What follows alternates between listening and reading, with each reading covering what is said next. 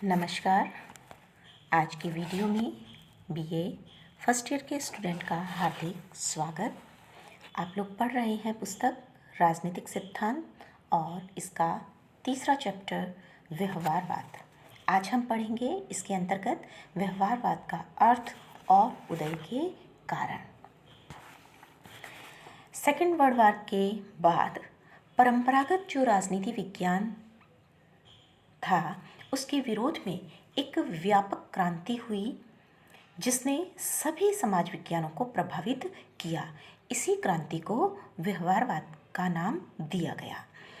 व्यवहारवाद या जिसे व्यवहारवादी उपागम कहते हैं वो राजनीतिक तथ्यों की व्याख्या और विश्लेषण का एक विशेष तरीका है जिसे सेकेंड वर्ल्ड वॉर के पश्चात अमेरिकी राजवैज्ञानिकों के द्वारा विकसित किया गया।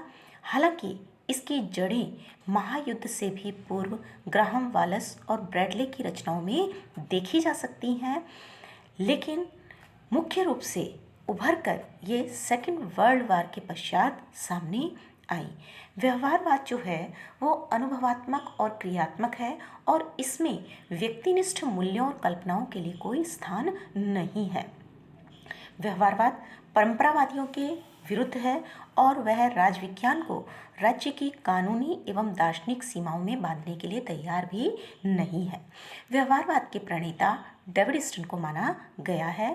ईस्टन इस संदर्भ में लिखते हैं कि व्यवहारवाद वास्तविक व्यक्ति पर अपना समस्त ध्यान केंद्रित करता है, यानी व्यवहारवाद में कोई काल्पनिकता नहीं है, कोई अन्य कानूनी पेचीदगियां नहीं हैं, बल्कि समस्त केंद्रीकरण जो है वो व्यक्ति पर रहता है। व्यवहारवाद के अध्ययन की जो मूल इकाई है वो मनुष्य का व्यवहार है, जिसका प्रत्येक व्यक्ति के द्वारा परिवीक्षण, मापन और सत्यापन किया जा सकता है। व्यवहारवाद राजनीतिक व्यवहार के अध्ययन से राजनीति की संरचनाओं, प्रक्रियाओं के बारे में वैज्ञानिक व्याख्याएं विकसित करना चाहता है। इस प्रकार हम देखते हैं कि डेविड ईस्टन, जिन्हें व्यवहारवाद का प्रणेता कहा जाता है, उन्होंने व्यवहारवाद के अंतर्गत व्यक्ति के व्यवहार को मुख्य स्थान दिया है। इसी संदर्भ में रॉबर्ट डेहल ने भी व्यवहारवाद का अर्थ जो है वह अधिक स्पष्टता और व्यापकता के साथ बताया है। रॉबर्ट डेहल के अनुसार यह परंपरागत राजनीतिक उपागमों के विरुद्ध प्रतिक्रिया है। नवीन पद्धतियों में उपागमों का विकास, राजनीतिक अध्ययन को व्यापक बनाने का प्रयास और वैज्ञानिक स्वरूप प्रदान करने का प्रयास और मनुष्य के व्यवहार का अध्ययन, यानी ओवरऑल व्यवहारवाद एक ऐसा उपागम है जिसका उद्देश्य राजनीतिक जीवन के आनुभविक पक्ष को ऐसी प्रणालियों, सिद्धांतों के द्वारा जो कि आधुनिक आनुभविक विज्ञान के अधिनियमों, अभिसमयों को पूरा करती हो, उसे स्पष्ट करना है। यह विषय के आनुभविक तत्वों को वैज्ञानिक बनाने का, जिस अर्थ में उसकी गणना हम आनुभविक विज्ञानों में करते हैं, एक छोटा सा प्रयत्न मात्र है।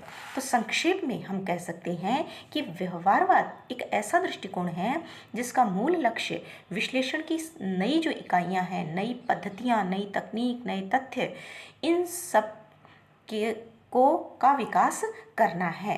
व्यवहारवाद की आधारभूत जो मान्यता है वो यही है कि प्राकृतिक विज्ञानों और समाज विज्ञानों के बीच में एक गुणात्मक निरंतरता मौजूद है। यहाँ हमने व्यवहारवाद का अर्थ देखा। अब हम देखेंगे व्यवहारवाद के उदय के कारण। राजनीतिक चिंतन के इतिहास में अगर हम पीछे मुड़कर देखें तो व्यवहारवादी मान्यताओं के कुछ बिखरे हुए सूत्र हमको प्लेटो, अरस्तु, मैकियावेली, लॉक, मॉन्टेस्क्यू के दर्शन में देखने को मिलते हैं। लेकिन सिद्धांत के रूप में अगर हम कहें कि व्यवहारवाद, तो यह वर्तमान शताब्दी की उपज कहा जा सकता है। पिछले कुछ जो दशक, विशेषकर हम देखेंगे सेकेंड वर्ल्ड वॉर के पश्चात, शासन तथा राजनीति के अध्ययन में व्यवहारवादी अध्ययन पद्धति को बहुत ज़्यादा महत्व दिया गया। हम अगर यह कहें कि व्यवहारवाद जो है वो 20वीं शताब्दी की एक महत्वपूर्ण देन है और इसे विकसित करने का श्रेय जो है वो अमेरिकी राजनीति वैज्ञानिकों को है तो इसमें किसी प्रकार की कोई अतिशयोक्ति नहीं होगी। व्यवहारवाद के उदय के मूल में जो कारण रहे वो इस स्लाइड में आप देख सकते हैं। पहला है परंपरागत अध्ययन पद्धतियों के प्रति असंतोष। 20वीं शताब्दी के प्रारंभ में अनेक जो राजनीतिक शास्त्री थे उन्हें परंपरागत जो राजनीति शास्त्र था उसके परिणामों से निराशा हुई। जैसा कि हमने पूर्व में पढ़ा था, राजनीति शास्त्र के दो दृष्टिकोण, एक परंपरागत दृष्टिकोण और एक आधुनिक दृष्टिकोण। परंपरागत दृष्टिकोण जिसमें राज्य सरकार के अध्ययन पर बल दिया गया और आधुनिक दृष्टिकोण जिसमें राज्य सरकार के अलावा मनुष्य के व्यवहार पर, शक्ति पर, राजनीतिक दलों, दबाव समूहों, हित समूहों, अन्य उन सब चीज़ों पर जिनका संबंध किसी न किसी रूप में मानव इकाई से है और राजनीति से है, उन सब के अध्ययन पर बल दिया गया। तो जो परंपरागत राजनीति शास्त्र था उसके अध्ययन पद्धति ने जो परिणाम दिए उनसे निराश होकर व्यवहारवादी आंदोलन जो है वो आरंभ हुआ। असंतोष के कई कारण रहे, जैसे कि राजनीति शास्त्रियों ने यह भी अनुभव किया कि शासन के नीति निर्माण और निर्धारण में राजनीतिज्ञों और राजनेताओं को तो सम्मानजनक स्थिति मिली हुई है, जैसा कि सेकेंड वर्ल्ड वार के समय में ही अमेरिका में किया गया, लेकिन राजविज्ञान के जो विद्वान हैं उनके कौशल अनुभव की उपेक्षा की गई थी। इससे उन्हें गहन निराशा हुई। दूसरा इसके लिए तर्क दिया जाता है कि राजवैज्ञानिकों को यह भी अनुभव किया था कि उनके अध्ययन विषय में सैद्धांतिक पक्ष के विवेचन अध्ययन पर तो बल दिया जा रहा है जो कि विश्वसनीय नहीं हो सकता, लेकिन जो यथार्थ है, व्यवहार है, उसके अध्ययन पर बल नहीं दिया जा रहा है। इसके अलावा दो महायुद्धों के बीच के काल जो रहा उसमें नाजीवादी, फांसीवादी, एकाधिकारवादी जो प्रवृत्तियां थीं उनका उदय हुआ, विकास हुआ और उनकी लोकप्रियता के कारणों के से ये अनुभव किया गया कि ये सब कुछ परंपरागत प्रवृत्ति में संभव नहीं थे। राजनीति शास्त्रियों ने यह भी पाया कि राजनीतिक क्रिया प्रक्रिया तथा व्यवहार की जो संबद्धता है उसको अनदेखा नहीं किया जा सकता, क्योंकि राजनीतिक वास्तविकता का ज्ञान जो है वो उन सब चीज़ों के माध्यम से ही प्राप्त हो सकता है। इसके अलावा राजविज्ञान के निरंतर विकास और लोकप्रियता के बाद विषय की जो अध्ययन पद्धति थी जो कि मूलतः वर्णनात्मक थी, हमने देखा पूर्व में, उसे पर्याप्त नहीं माना गया। ये माना गया कि दार्शनिक, संस्थागत, औपचारिक, कानूनी जो पद्धतियां हैं इनकी एक सीमाएं हैं और इसके कारण राजनीति शास्त्र जो है वो शिथिल हो रहा है। तो इनसे अलग हटकर अब नई पद्धतियों का समावेश किया जाना चाहिए। इसके अलावा अन्य विषय जैसे प्राकृतिक विज्ञान, सामाजिक शास्त्रों में नवीन जो विश्वसनीय पद्धतियाँ, तकनीकें थीं उनके लिए जिज्ञासा हुई, जबकि राजनीति शास्त्र में ये सब कुछ नहीं था।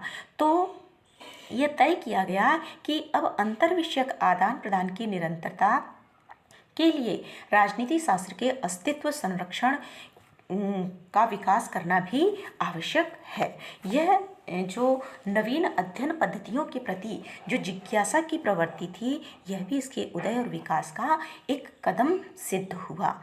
इसके अलावा सेकेंड वर्ल्ड वार के बाद में जो स्थिति रही विशेष रूप से अमेरिका में, उसमें राजवैज्ञानिकों ने यह भी पाया कि पश्चिमी व्यवस्थाओं में किए गए अध्ययन जो थे वो शोध के निष्कर्ष और पद्धतियाँ मात्र सीमित क्षेत्रीय और राष्ट्रीय वातावरण में तो उपयोगी सिद्ध हो सकती थी, लेकिन इनसे एशिया, अफ्रीका और लैटिन अमेरिका के जो नए स्वतंत्र राष्ट्र थे और पिछड़े हुए राष्ट्र थे उनकी समस्याओं, उनकी चुनौतियों का सामना करने के लिए ज्ञान पर्याप्त नहीं था। इसलिए अनुभव किया गया कि न सिर्फ विकसित राष्ट्रों के राजनीतिक व्यवहार का, बल्कि नवोदित जो राष्ट्र हैं, जो विकासशील राष्ट्र हैं, जो अविकसित राष्ट्र हैं, अल्पविकसित राष्ट्र हैं, उनकी व्यवस्थाओं का भी अध्ययन का भी समावेश किया जाना चाहिए। और उनके अध्ययन का समावेश करने का तरीका यही था कि अब राजनीति शास्त्र के जो परंपरागत स्वरूप है उसको छोड़ना पड़ेगा, नवीन स्वरूप को ग्रहण करना पड़ेगा। और यही कारण है कि व्यवहारवादी जो आंदोलन रहा उसने एक महत्वपूर्ण भूमिका का निर्वहन किया।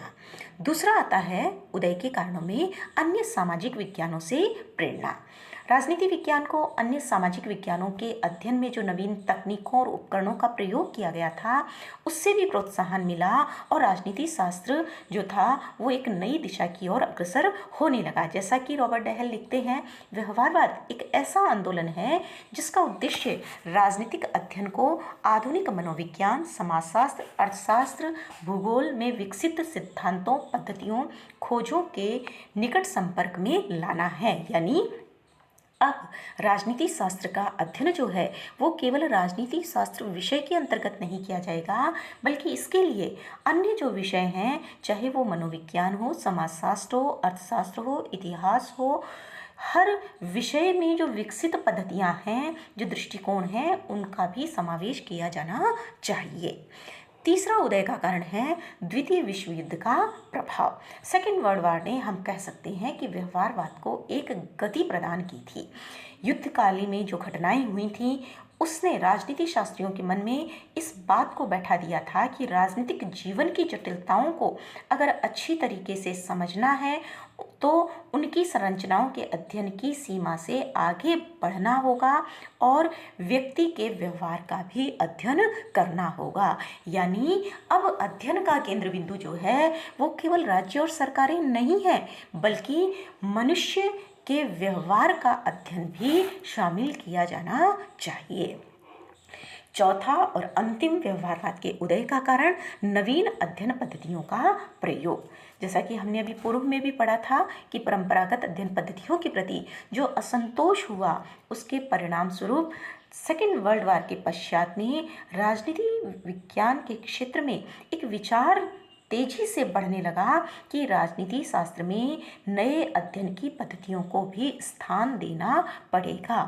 परीक्षण उपकरण, सर्वेक्षण पद्धतियों, सांख्यिकी विश्लेषण, गणितीय प्रारूप, निर्देशन, सर्वेक्षण जैसी प्रविधियों के बढ़ते हुए प्रयोग ने राजनीतिक व्यवहार के अध्ययन को वस्तुनिष्ठ बनाकर व्यवहारवाद का पोषण सहज कर दिया। यानी सेकेंड वर्ल्ड वॉर के पश्चात यह अनुभव किया गया कि अगर राजनीति विज्ञान का अध्ययन करना है तो उसके लिए नवीन अध्ययन, वैज्ञानिक जो नवीन अध्ययन पद्धतियां हैं उनका भी अध्ययन करना होगा। इस तरीके से हम देख सकते हैं कि व्यवहारवाद जो है वो परंपरागत अध्ययन पद्धतियों के प्रति असंतोष, अन्य सामाजिक विज्ञानों से प्रेरणा लेकर सेकेंड वर्ल्ड वॉर के प्रभावों से प्रभावित होकर नई अध्ययन पद्धतियों के प्रयोग के कारण उदित हुआ। व्यवहारवाद का अगर हम ऐतिहासिक विकास देखें तो यह यथार्थवादी एवं अनुभववादी अध्ययन के साथ जुड़ा हुआ है। 1908 में ग्राहम वाल्स ने ह्यूमन नेचर इन पॉलिटिक्स और A.F. बेंटले ने द प्रोसेस ऑफ गवर्नमेंट पुस्तक में इसके बारे में लिखा। वाल्स ने राजनीति के अध्ययनकर्ताओं और संस्थाओं का विश्लेषण करने और मनुष्य का विश्लेषण करने से बचने की प्रवृत्ति के प्रति भी अपना असंतोष अभिव्यक्त किया। यानी उन्होंने मनुष्य के व्यवहार का अध्ययन करने की ओर इशारा किया। 1925 में चार्ल्स मैरियम ने की पुस्तक न्यू एस्पेक्ट्स ऑफ पॉलिटिक्स ने व्यवहारवाद को एक दिशा प्रदान की। अगर हम कहें ये एक महत्वपूर्ण चरण था तो सही कहा जा सकता है। मैरियम की प्रेरणा से ही अमेरिका में यथार्थवादी और परिमाणात्मक अध्ययन आरंभ किए गए और प्रसिद्ध शिकागो संप्रदाय व्यवहारवाद का प्रमुख स्थान बन गया। इस तरीके से हम देख सकते हैं कि नई जो स्थापित political science association, social science research council, ये जो थी जो निजी संस्थाएं थीं, इन्होंने व्यवहारवादी दृष्टिकोण को व्यापक करने में एक भूमिका का निर्वहन किया। तो इस प्रकार व्यवहारवाद जो है वो सेकेंड वर्ल्ड वॉर के पश्चात के जो घटनाक्रम थे उनकी प्रतिक्रिया स्वरूप उभरकर सामने आया।